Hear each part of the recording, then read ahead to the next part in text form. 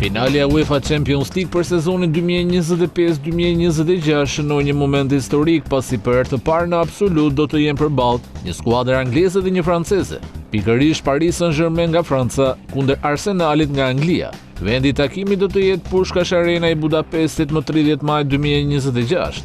Kampionët në fuqitë e Europës siguruan finalen e tretë në histori pas një kualifikimi dramatik ndaj Bayernit të Munichut 6-5 me rezultat të përgjithshëm. Ndërsa Arsenali arriti finalen pas 20 vjetësh nga hera e fundit si rrjedhoje fitores 2-1 me rezultat të përgjithshëm përballë Atleticos së Madridit.